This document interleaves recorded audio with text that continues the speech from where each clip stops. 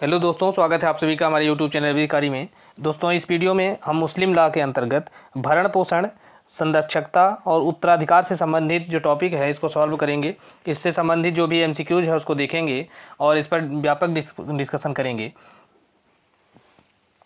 और यह जो वीडियो है यह उत्तराखंड पीसीएसजे, बिहार पीसीएसजे और अन्य परीक्षाओं के लिहाज से बेहद महत्वपूर्ण होगा, जहां भी जो मुस्लिम लॉ से संबंधित जो है प्रश्न पूछे जाते हैं।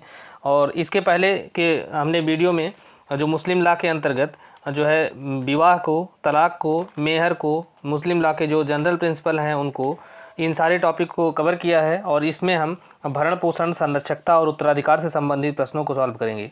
तो आप इसके पहले के वीडियो को ज़रूर देखिए, क्योंकि वो आपकी तैयारी को बेहतर करने के लिए जो है बहुत ही कारगर होंगे। और इसमें हम इन टॉपिक को कवर करेंगे। और आप हमारे चैनल को सब्सक्राइब जरूर कीजिए, ताकि और भी जो वीडियो हम आपको प्रोवाइड कराएं उसकी सूचना आपको मिलती रहे। और इसके चैनल के बारे में अपने दोस्तों को भी बताइएगा। आइए देखते हैं कि किस प्रकार के जो प्रश्न हैं इस टॉपिक से पूछे जा सकते हैं। तो इसमें पहला क्वेश्चन है कि मुस्लिम विधि के अंतर्गत निम्नलिखित में से कौन भरण पोषण के लिए हकदार हैं।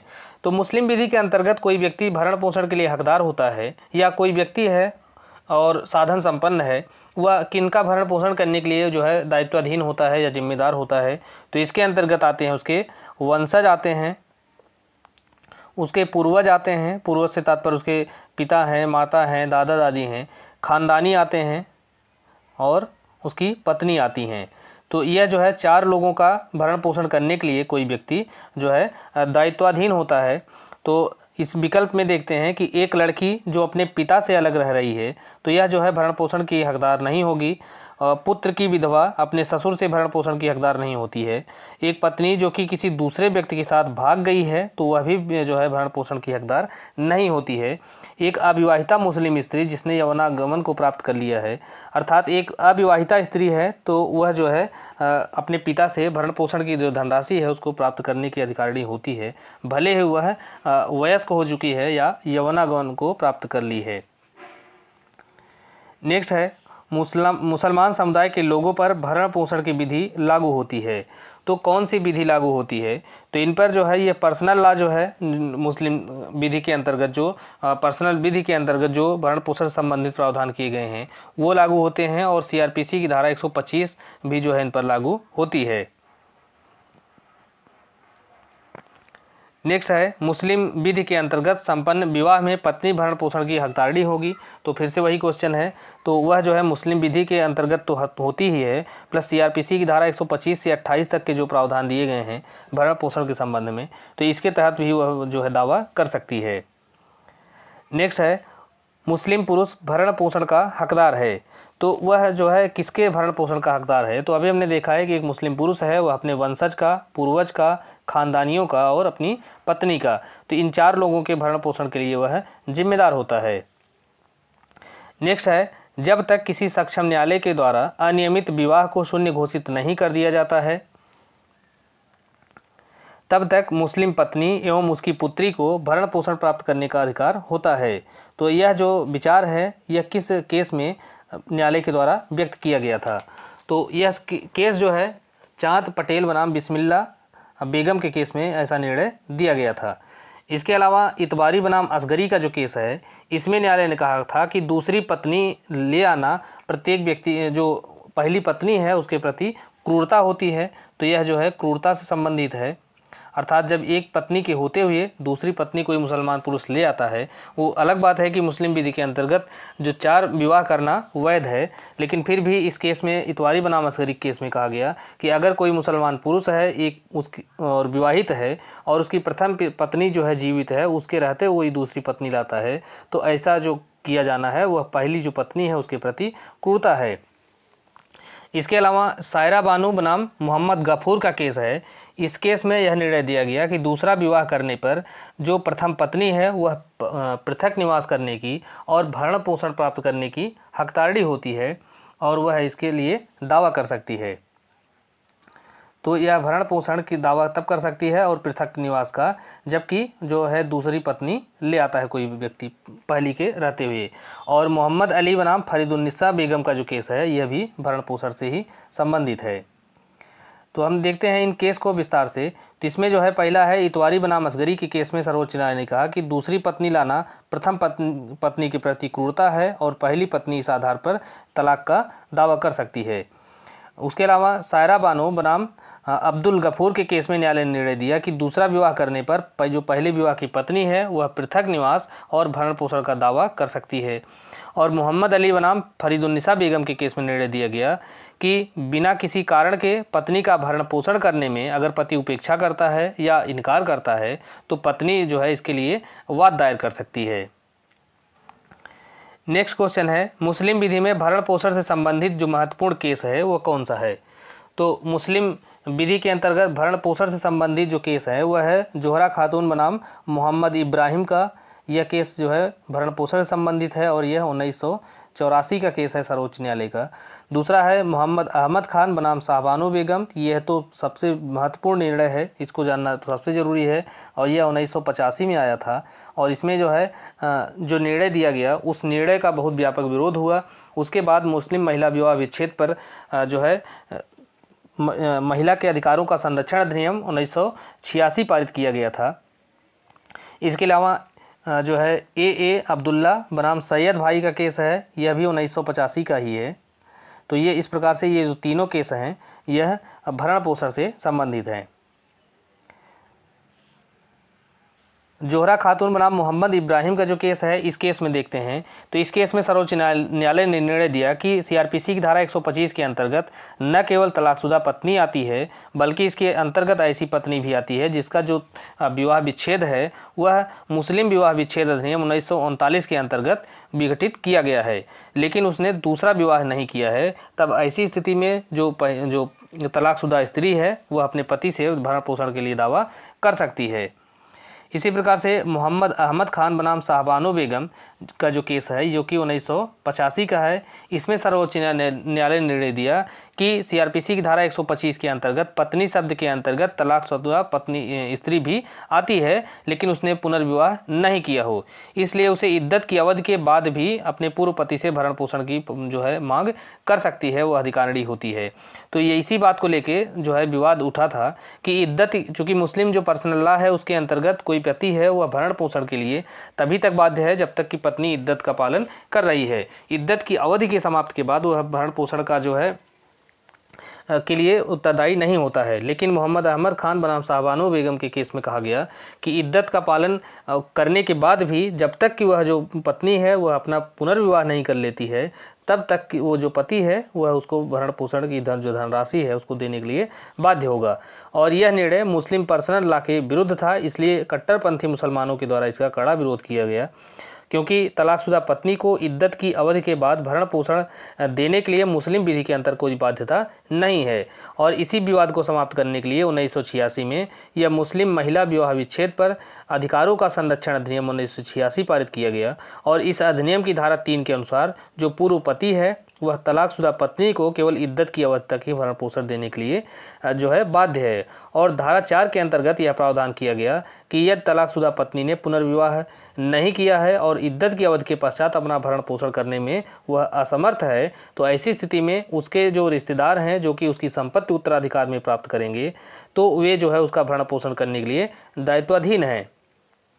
और अगर वे भी जो है भरण पोषण करने में असमर्थ हैं तो स्त्री के माता पिता भी असमर्थ हैं तो ऐसी स्थिति में जो साधन संपन्न रिश्तेदार हैं वह जो है उसका भरण पोषण करने के लिए जो है जिम्मेदार होंगे। अगर ऐसे रिश्तेदार हैं वो भी असमर्थ हैं तो ऐसी स्थिति में जो राज्य का वक्फ बोर्ड है वह उस स्त्री के भरण पोषण के लिए जो है जिम्मेदार होगा या उसको भरण पोषण करने के लिए वक्फ बोर्ड को मजिस्ट्रेट के द्वारा आदेश दिया जा सकेगा।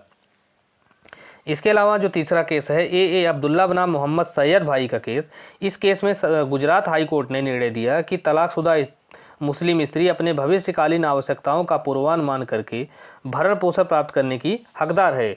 और भरण पोषण केवल इद्दत की अवधि तक ही सीमित नहीं है, पति जो है तलाकशुदा पत्नी के निवास, वस्त्र और भोजन के लिए उसके इद्दत के जो टाइम है उसी के अंदर जो है समुचित प्रबंध करने के लिए बाध्य है। नेक्स्ट क्वेश्चन है जनकता से संबंधित एक बार की गई अभिस्वीकृति को मुस्लिम विधि के अंतर्गत किस प्रकार की अभिस्वीकृति माना जाता है या इसका क्या प्रभाव होता है। तो अब स्वीकृति क्या है इसको हम आगे देखेंगे। तो जब कोई व्यक्ति है किसी संतान को अभिस्वीकृत या एक्नॉलेजमेंट जिसे कहा जाता है उसको स्वीकार कर लेता है, उसको अब स्वीकृति प्रदान कर देता है, तो ऐसी स्थिति में वह अपनी अभिस्वीकृति को प्रतिसंहरित नहीं कर सकता, उसको रिवोक नहीं कर सकता है। अब स्वीकृति या एक्नॉलेजमेंट के बारे में देखते हैं कि जब किसी बच्चे के पितृत्व का पता न हो, अर्थात उस महिला कोई बच्चा है उसका यह नहीं पता हो कि वह किसका संतान है, किस पिता का संतान है, तो ऐसी स्थिति में अभिस्वीकृति के द्वारा ऐसे बच्चे को पैतृकता को मान्यता प्रदान की जाती है। तो इसमें कोई व्यक्ति उस बच्चे को अपनी धर्मज संतान स्वीकार कर लेता है। तो इसके लिए कुछ शर्तें हैं, उसका पालन होना आवश्यक है। तो शर्त यह है कि अभिस्वीकृति जो है धर्मज पुत्र के रूप में होनी चाहिए, अर्थात कोई दत्तक के रूप में उसे स्वीकार नहीं करेगा। यह जो है दत्तक से बहुत अलग है। इसमें जब कोई व्यक्ति किसी संतान को अभिस्वीकृति प्रदान करता है या उसे स्वीकार कर लेता है तो यह माना जाएगा कि वह उसका जो है धर्मज पुत्र है, अर्थात वह उसका बायोलॉजिकल या जैविक पुत्र माना जाएगा। और पक्षकारों की उम्र में अंतर ऐसा हो कि जितना कि पिता और पुत्र में होती है।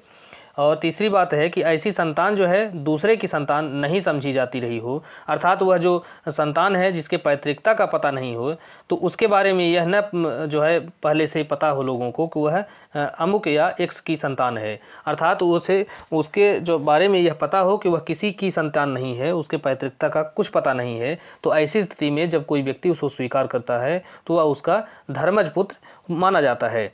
यदि संतान वयस्क हो तो उसके द्वारा अभिस्वीकृति को स्वीकार किया जाना या उसको पुष्ट किया जाना आवश्यक है। और संतान के गर्भ में आते समय माता और पिता का विधिवत विवाहित होना आवश्यक है और वह संतान जारज संतान नहीं है। तो यहाँ पर ये भी बहुत ज़्यादा ध्यान रखने वाली बात है कि जब उस संतान का गर्भधारण हुआ तो ऐसी उस सिचुएशन में उसकी जो माता थी उसका विधिवत कहीं विवाह होना आवश्यक है, अर्थात वह जो संतान है वह अवैध संबंध के कारण जो है गर्भ में नहीं आया है या उसका जन्म अवैध संबंध के कारण नहीं हुआ हो, अर्थात वह जारज संतान नहीं है। वह वैध विवाह के कायम रहते हुए वह गर्भ के अंतर्गत आता है और उसके बाद जो है उसके पिता का कहीं अता पता नहीं है।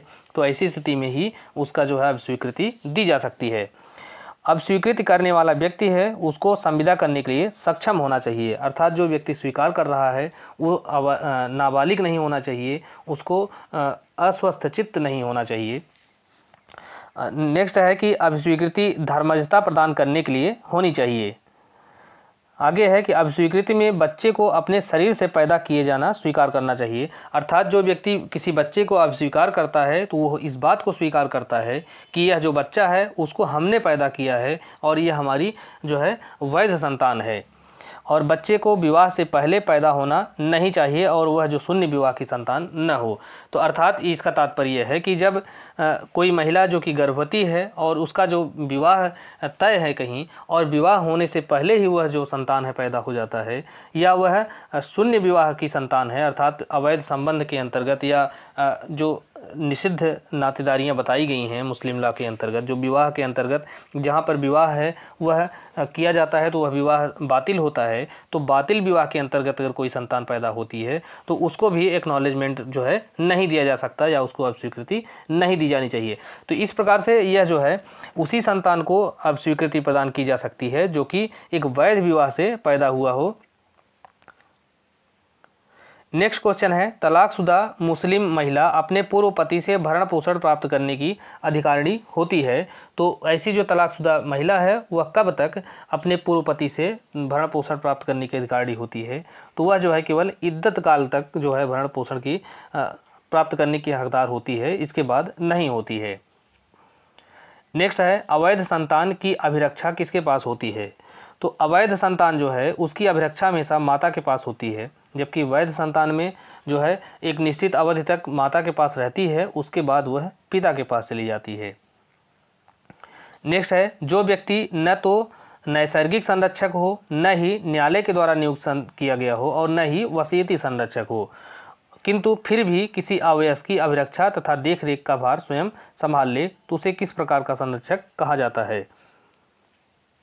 तो संरक्षक जो है वह 4 प्रकार के होते हैं: वसीयती संरक्षक, नैसर्गिक संरक्षक और न्यायालय के द्वारा जो है नियुक्त संरक्षक, और चौथा है वास्तव में संरक्षक अर्थात डिफैक्टो जिसे या तथ्यतः संरक्षक कहा जाता है। तथ्यतः या डिफैक्टो जो गार्जियन होते हैं, यही चौथा प्रकार है। नेक्स्ट है भारतीय साक्ष्य अधिनियम की धारा 112 में एक बच्चे के पितृत्व के संबंध में जो है उपधारणा की जाती है। तो किस प्रकार की उपधारणा है? तो उसमें यह उपधारणा की जाती है कि जब कोई बच्चा है, उसका जन्म किसी स्त्री और उसके पति के विवाहित स्थिति के दौरान होता है या उन दोनों के बीच तलाक होने के 280 दिनों के भीतर जो है होता है उसका जन्म, तब यह माना जाएगा कि वह जो बच्चा है उसी पुरुष का संतान है। तो यह जो प्रावधान है यह मुस्लिमों पर भी लागू होता है। मुस्लिम विधि के जो पर्सनल नियम है उसको छोड़ करके वह जो है मुस्लिमों पर भी लागू होता है। और यह जो धारा के प्रावधान है यह पैतृकता के निर्धारण के लिए आवश्यक है। नेक्स्ट है मुस्लिम विधि के अंतर्गत एक अवयस्क के विवाह के लिए निम्नलिखित संरक्षक हैं। तो अवयस्क कोई बच्चा है या व्यक्ति है तो उसके विवाह के लिए जो संरक्षक होते हैं उसके अंतर्गत पिता है, पिता पहले स्थान पर आता है, और उसके बाद जो है उसकी माता है वह चौथे स्थान पर आती है, भाई है तीसरे स्थान पर आता है, और जो राज्य है यह जो है छठे स्थान पर आता है। तो इस प्रकार से इसमें वरीयता का क्रम देखेंगे तो ये सी वाला है कि 1 4 2 3 यही जो है वरीयता का क्रम है। और यह जो है सुन्नी विधि के अंतर्गत है, लेकिन सिया विधि के अंतर्गत जो विवाह में संरक्षकता है जिसे जबर कहा जाता है, तो जबर जो है केवल पिता और पितामह को प्राप्त होता है। और इसमें जो सुन्नी विधि के अंतर्गत पिता है, माता है, राज्य है, भाई है, पितामह भी दूसरे नंबर पे हैं। तो ये सारे लोग जो है किसी बच्चे के विवाह के समय जो है संरक्षक हो सकते हैं, लेकिन सिया विधि के अंतर्गत जो संरक्षक हैं विवाह में केवल पिता और पितामह ही होते हैं। नेक्स्ट है किसी संरक्षक को उसकी अवयस्क की संपत्ति के हस्तांतरण का अधिकार नहीं होता है। नेक्स्ट है किस संरक्षक को अवयस्क की संपत्ति के ट्रांसफ़र का राइट नहीं होता है। तो जो नेचुरल गार्जियन है अर्थात जो उसका नैसर्गिक संरक्षक है, माता पिता, इनको होता है, कानूनी अभिभावक को होता है, न्यायालय के द्वारा नियुक्त संरक्षक को भी होता है, लेकिन ये जो वस्तुतः संरक्षक या डिफैक्टो जो गार्जियन होते हैं इनके पास अवयस्क की संपत्ति को ट्रांसफ़र करने का राइट नहीं होता है।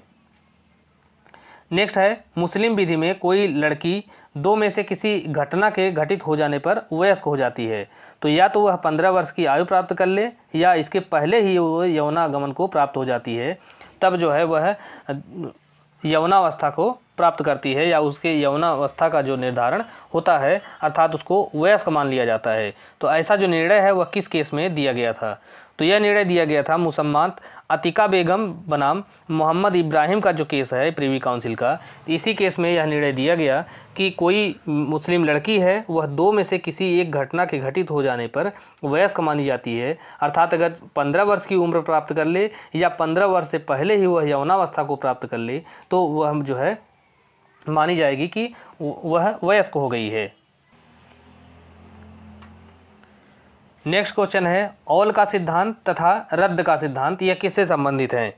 तो औल और रद्द का जो सिद्धांत है वह मुस्लिम विधि के अंतर्गत उत्तराधिकार अर्थात विरासत से संबंधित हैं। तो वृद्धि या औल के सिद्धांत के अनुसार जबकि अंशधारियों के हिस्सों का योग दाय योग संपत्ति से अधिक हो जाता है तो सब हिस्से को अनुपात में घटा दिया जाता है, तो इसे ही वृद्धि या औल का सिद्धांत कहा जाता है। और रद्द का सिद्धांत वो होता है कि यदि सब अंशधारियों का कुल हिस्सा दाय योग संपत्ति से कम हो, यानी अंशधारियों के दावे निपटाने के बाद कुछ अवशेष रह जाए, तो अवशेष भाग जो है अवशिष्ट वर्ग के उत्तराधिकारियों को चला जाता है, तो इसे ही रद्द का सिद्धांत कहा जाता है। नेक्स्ट क्वेश्चन देखते हैं निम्नलिखित में से कौन सा मुस्लिम विधि के लागू होने को संशोधित करता है? तो अर्थात मुस्लिम विधि को कौन सा जो कानून है वह संशोधित करता है? तो इसके अंतर्गत आता है मुस्लिम विवाह विच्छेद अधिनियम 1939। तो यह संशोधन करता है और पत्नी को भी तलाक के अधिकार प्रदान करता है। मुस्लिम स्वीय विधि अर्थात पर्सनल जो विधि है विवाह विच्छेद पर अधिकारों का संरक्षण अधिनियम 1986, तो इसके द्वारा भी जो मुस्लिम तलाकशुदा स्त्री है उसको कुछ अधिकार प्रदान किए जाते हैं। शरीयत अधिनियम 1937 जो है यह भी उसमें संशोधन करता है। तो इस प्रकार से ये जो तीनों अधिनियम है यह मुस्लिम विधि को संशोधित करते हैं। नेक्स्ट है अवैध संतान की अभिरक्षा किसके पास होती है? तो अवैध या जायज संतान की जो कस्टडी होती है हमेशा माता के पास होती है। नेक्स्ट है एक नाबालिग संरक्षक की तरह कार्य कर सकता है। तो एक नाबालिग भी जो व्यक्ति है वह भी संरक्षक की तरह कार्य कर सकता है। तो वह अपनी पत्नी के लिए और अपने बच्चों के लिए वह संरक्षक के रूप में कार्य कर सकता है। नेक्स्ट है मुस्लिम विधि में यौनारंभ का क्या अर्थ है? तो मुस्लिम विधि के अंतर्गत यौनारंभ का जो अर्थ होता है संतान पैदा करने की क्षमता, अर्थात अगर कोई पुरुष है वह पिता बनने के योग्य हो जाता है और जो स्त्री है वह माता बनने के योग्य हो जाती है, तो उसे मान लिया जाएगा कि वह यौनागमन को प्राप्त हो चुकी है। नेक्स्ट है मुस्लिम विधि में वयस्कता का विकल्प से क्या तात्पर्य है? तो वयस्कता का विकल्प जिसे खयार उल बुलूग कहा जाता है। तो इसका अर्थ यह है कि अगर मान लीजिए किसी अवयस्क लड़के या लड़की को उनकी अवयस्कता में जो है दौरान विवाह कर दिया गया था उसके गार्जियन के द्वारा, तो ऐसी स्थिति में वे जब वयस्क हो जाते हैं, वयस्कता को प्राप्त कर लेते हैं, तो उनके पास उस विवाह को अस्वीकार करने या उसको पुष्ट करने का अधिकार होता है। इसे ही खयार उल बुलूग अर्थात वयस्कता का विकल्प कहा जाता है। नेक्स्ट, निम्नलिखित में से कौन मुस्लिम विधि के अनुसार अवयस्क का संरक्षक होगा? तो अवयस्क का जो संरक्षकता है जनरली तौर पर यह पिता के पास होती है। नेक्स्ट है मुस्लिम नाजायज बच्चों की अभिरक्षा किसको के पास होती है? तो यह अधिकार जो है माता को होता है। नेक्स्ट है एक मुस्लिम महिला बच्चे का प्राकृतिक संरक्षक कौन होता है? तो मुस्लिम महिला बच्चे का अर्थात जो एक बच्ची है उसका जो प्राकृतिक संरक्षक उसका पिता होता है। नेक्स्ट है बच्चों के संबंध में अभिस्वीकृति या एक्नॉलेजमेंट हो सकती है, तो यह जो है बेटे और बेटी दोनों के लिए हो सकती है। नेक्स्ट है सुमेलित करने के लिए, तो हिजानत का तात्पर्य है अवयस्क के शरीर की संरक्षकता को हिजानत कहा जाता है। और विलायत ए जबर, तो ये जबर जो है विवाह के लिए जो संरक्षकता होती है उसको कहा जाता है। माता अवयस्क की संपत्ति का संरक्षक हो सकती है और मामा जो है वह न्यायालय के द्वारा संरक्षक के रूप में नियुक्त किए जा सकते हैं। नेक्स्ट है मुस्लिम विधि में किसी गैर मुस्लिम या महिला को वसीयती संरक्षक नियुक्त किया जा सकता है। तो ऐसा जो संरक्षक है केवल सुन्नी विधि के अंतर्गत नियुक्त किया जा सकता है। शिया विधि के अंतर्गत केवल जो मुस्लिम व्यक्ति है उसे ही जो है वसीयती संरक्षक नियुक्त किया जा सकता है, गैर मुस्लिम को नहीं। नेक्स्ट, तथ्यतः संरक्षक को अवयस्क की संपत्ति में अधिकार है। तो तथ्यतः संरक्षक अर्थात डिफैक्टो गार्जियन जो है यह केवल चल संपत्ति को बेचने तथा गिरवी रखने का अधिकार प्राप्त है, इसको अचल संपत्ति के बारे में ऐसा कोई अधिकार नहीं है। नेक्स्ट है मुस्लिम पर्सनल लॉ में व्यक्ति वयस्क कब माना जाता है? तो जब वह 15 वर्ष की आयु प्राप्त कर लेता है तो उसे वयस्क मान लिया जाता है और यह वयस्कता की उम्र जो है वह केवल विवाह के लिए होती है। संविदा करने के लिए उसकी जो उम्र है वह 18 वर्ष ही मानी जाती है।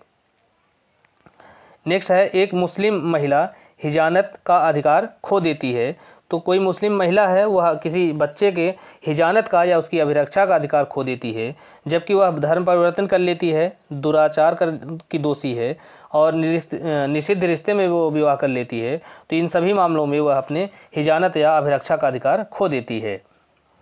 नेक्स्ट है माता को अवयस्क की हिजानत में रखने का अधिकार है। तो माता जो है किसी अवयस्क की हिजानत का अधिकार या अभिरक्षा का अधिकार कब तक रखती है या कब तक उसे प्राप्त है? तो सुन्नी विधि के अंतर्गत अगर पुत्र है तो वह 7 वर्ष तक और पुत्री है तो वह 15 वर्ष की आयु तक जो है माता की अभिरक्षा में जो ऐसे बच्चे हैं वो रहते हैं, अर्थात इतनी उम्र के बच्चों पर जो है माता का अभिरक्षा का अधिकार होता है। और सिया विधि के अंतर्गत पुत्र 2 वर्ष तक और पुत्री 7 वर्ष तक अगर हैं तब तक वो जो है उन पर जो संरक्षकता का अधिकार है वह माता का होता है और इसके बाद वह अधिकार पिता को मिल जाता है। तो इस प्रकार से ए और बी दोनों सही हैं। नेक्स्ट है, यदि किसी अवयस्क का न्यायालय के द्वारा संरक्षक नियुक्त किया गया है तो उसकी जो अवयस्कता की उम्र क्या होगी। तो जब अवयस्क के संरक्षक को न्यायालय के द्वारा नियुक्त किया जाता है तो ऐसी स्थिति में वह तब वयस्क माना जाएगा जबकि वह 21 वर्ष की आयु प्राप्त कर लेता है। नेक्स्ट है, मुस्लिम विधि में विवाह के लिए अवयस्क का संरक्षक का जो वरीयता क्रम है वह क्या होगा। तो इसमें पहले स्थान पर पिता होते हैं, दूसरे पर पितामह आते हैं, फिर तीसरे नंबर पर भाई आते हैं, चौथे पर माता आती हैं, फिर मामा या मातृकुल के जो अन्य सदस्य हैं उसके बाद वो आते हैं। तो इस प्रकार से ये जो पहला विकल्प है यही सही है। और यह जो वरीयता है केवल सुन्नी विधि के अंतर्गत है। ये शिया विधि के अंतर्गत केवल पिता और पितामह ही जो है वह गार्जियन हो सकते हैं। नेक्स्ट है, एक नाबालिग मुस्लिम लड़की का विधिक संरक्षक कौन है। तो विधिक संरक्षक जो है उसके पिता होते हैं। नेक्स्ट क्वेश्चन है, सुन्नी विधि में अवयस्क का संरक्षक कौन हो सकता है। तो अवयस्क का जो संरक्षक है वह पिता की उपस्थिति में माता, तो यह नहीं हो सकती। माता की अनुपस्थिति में दादी, तो यह जो है हो सकती हैं कि अगर माता अनुपस्थित है तो उसकी स्थिति में दादी जो है वह किसी अवयस्क की जो संरक्षक हो सकती हैं। तो दोस्तों इस प्रकार से इस वीडियो में हमने भरण पोषण, संरक्षकता और उत्तराधिकार से संबंधित जो MCQs हैं उनको सॉल्व किया है और इनके ऊपर जो भी तथ्य थे उन पर डिस्कशन किया है। तो आप हमारे चैनल को सब्सक्राइब कीजिए और मिलते हैं नेक्स्ट वीडियो में। धन्यवाद।